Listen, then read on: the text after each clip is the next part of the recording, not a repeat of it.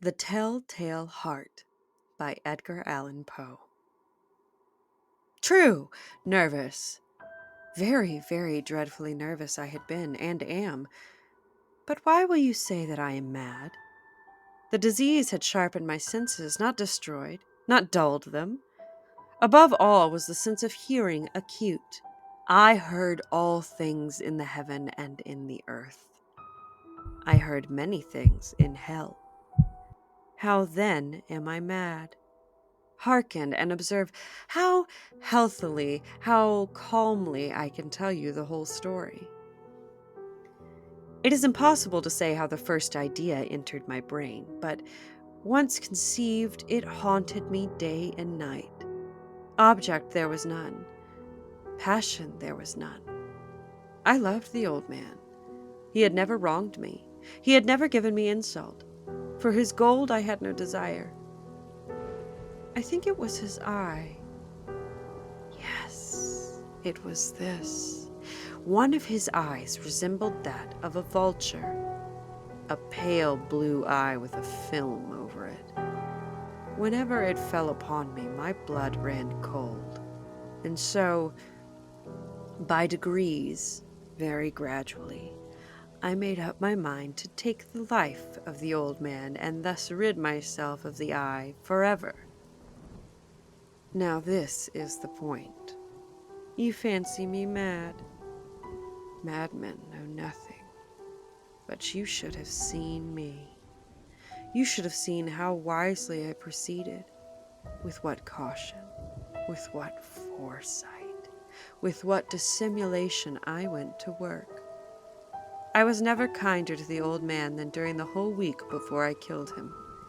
And every night, about midnight, I turned the latch of his door and opened it. Oh, so gently.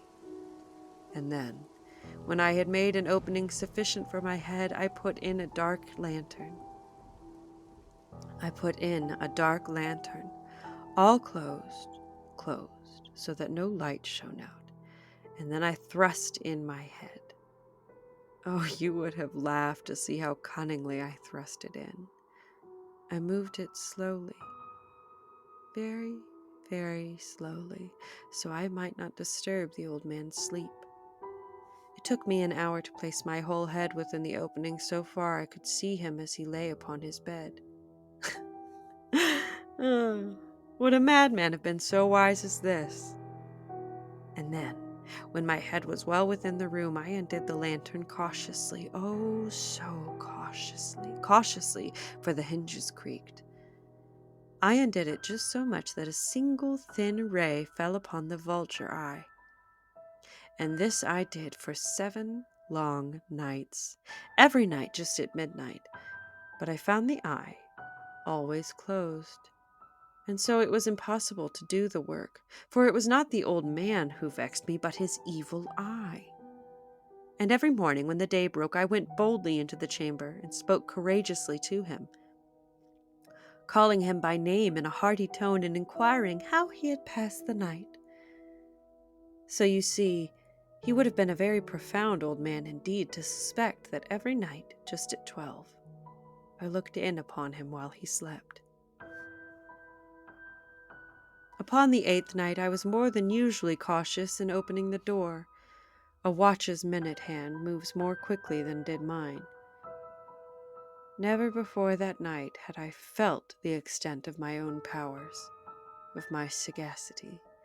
I could scarcely contain my feelings of triumph.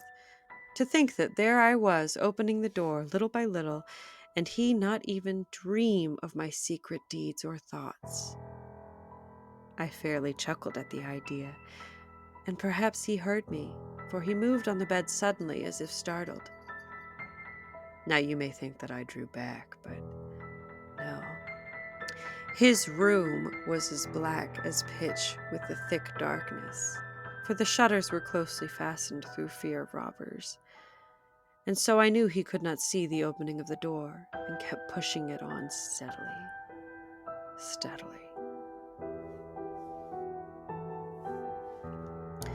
I had my head in and was about to open the lantern when my thumb slipped on the tin fastening and the old man sprang up in the bed, crying out, "Who's there?"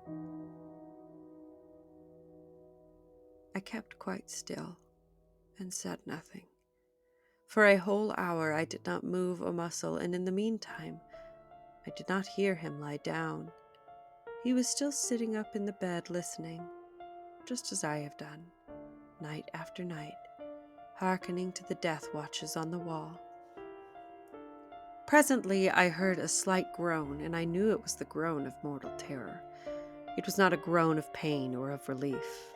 Oh no, it was the low, stifled sound that arises from the bottom of the soul when overcharged with awe.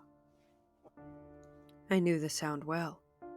Many a night just at midnight, when all the world slept, it has welled up from my own bosom, deepening with its dreadful echo the terrors that distracted me. I say I knew it well. I knew what the old man felt, pitied him, although I chuckled at heart. I knew he had been lying awake ever since the first slight noise, when he had turned in the bed. His fears had been ever since growing upon him. He had been trying to fancy them causeless, but could not. He had been saying to himself, "It is nothing but the wind in the chimney. It is only a mouse crossing the floor, or it is merely a cricket which has made a single chirp." Yes, he has been trying to comfort himself with these suppositions, but he has found them all in vain. All in vain, because death, in approaching him, had stalked with his black shadow before him and enveloped the victim. And it was the mournful influence of the unperceived shadow that caused him to feel, although he neither saw nor heard, to feel the presence of my head within the room. So when I had waited a long time, very patiently, without hearing him lie down, I resolved to open a little, very, very little crevice in the lantern. So I opened it. You cannot imagine how stealthily, until at great length a single dim ray, like the thread of a spider, shot out from the crevice and fell upon the vulture eye. It was open. Wide, wide open, and I grew furious as I gazed upon it. I saw it with perfect distinctness, all a dull blue with a hideous veil over it that chilled the very marrow of my bones, but I could see nothing else of the old man's face or person, for I had directed the ray, as if by instinct, precisely upon the damned spot. And now, have I not told you that what you mistake for madness is but over-acuteness of the senses? Now, I say, there came to my ears a low, dull, quick sound, such as a watch makes when enveloped in cotton. I knew that sound well, too. It was the beating of the old man's heart. It increased my fury as the beating of a drum stimulates the soldier into courage. But even yet I refrained and kept still. I scarcely breathed. I held the lantern motionless. I tried how stealthily I could maintain the ray upon the eye. Meantime, the hellish tattoo of the heart increased. It grew quicker and quicker, and louder every instant. The old man's terror must have been extreme. It grew louder, I say, louder every minute.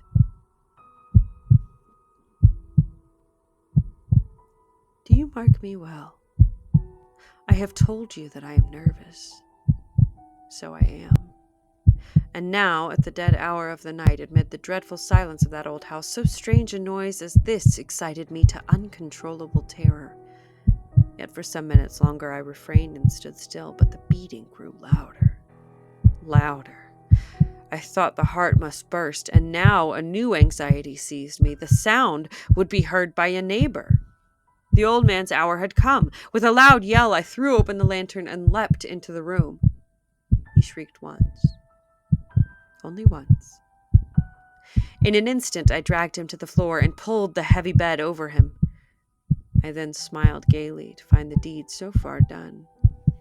But for many minutes the heart beat on with a muffled sound. This, however, did not vex me. It would not be heard through the wall. At length it ceased. The old man was dead. I removed the bed and examined the corpse. Yes, he was stone dead. I placed my hand upon the heart and held it there many minutes. There was no pulsation. He was stone dead. His eye would trouble me no more. If you still think me mad, you will think so no longer when I describe the wise precautions I took for the concealment of the body. The night waned, and I worked hastily, but in silence. First of all, I dismembered the corpse. I cut off the head, and the arms, and the legs. I then took up 3 planks from the flooring of the chamber, deposited all between the scantlings. I then replaced the boards so cleverly, so cunningly, that no human eye, not even his, could have detected anything wrong. There was nothing to wash out, no stain of any kind, no blood spot, whatever. I had been too wary for that. A tub had caught all. Oh, when I had made an end of these labors, it was 4 o'clock, still dark as midnight. As the bell sounded the hour, there came a knocking at the street door. I went down to open it with a light heart, for what had I now to fear? There entered 3 men, who introduced themselves with perfect suavity as officers of the police. A shriek had been heard by a neighbor during the night. Suspicion of foul play had been aroused. Information had been lodged at the police office, and they, the officers, had been deputed to search the premises. I smiled. For what had I to fear? I bade the gentleman welcome. The shriek, I said, was my own, in a dream. The old man I mentioned was absent in the country. I took my visitors all over the house. I bade them search well. I led them at length to his chamber. I showed them his treasures, secure and undisturbed. In the enthusiasm of my confidence, I brought chairs into the room and desired them here to rest from their fatigues, while I myself, in the wild audacity of my perfect triumph, placed my own seat upon the very spot beneath which reposed the corpse of the victim. The officers were satisfied. My manner had convinced them. I was singularly at ease. They sat, and while I answered cheerily, they chatted of familiar things. But ere long I felt myself getting pale and wished them gone. My head ached, and I fancied a ringing in my ears. But still they sat, and still chatted. The ringing became more distinct. It continued and became more distinct. I talked more freely to get rid of the feeling, but it continued and gave definitiveness until, at length, I found that the noise was not within my ears. No doubt I now grew very pale, but I talked more fluently and with a heightened voice, yet the sound increased. And what could I do? It was a low, dull, quick sound, much such a sound as a watch makes when enveloped with cotton. I gasped for breath, and yet the officers heard it not. I talked more quickly, more vehemently, but the noise steadily increased. I arose and argued about trifles in a high key and with violent gesticulations, but the noise steadily increased. Why would they not be gone? I paced the floor to and fro with heavy strides, as if excited to fury by the observations of the men, but the noise steadily increased. Oh God, what could I do? I foamed, I raved, I swore. I swung the chair upon which I had been sitting and grated it upon the boards, but the noise arose over all and continually increased. It grew louder and louder and louder. And still the men chatted pleasantly and smiled. Was it possible they heard not? Almighty God, no, they heard, they suspected, they knew, they were making a mockery of my horror. This I thought, and this I think, but anything was better than this agony. Anything was more tolerable than this derision. I could bear those hypocritical smiles no more. I felt that I must scream or die, and now again, hark, louder, louder, louder, louder. Villains, I shrieked, dissemble no more. I admit the deed. Tear up the planks. Here, here, here! It is the beating of his hideous heart. The Telltale Heart by Edgar Allan Poe. Thank you so much for listening. I've been Devin Ray. Stay spooky, everybody.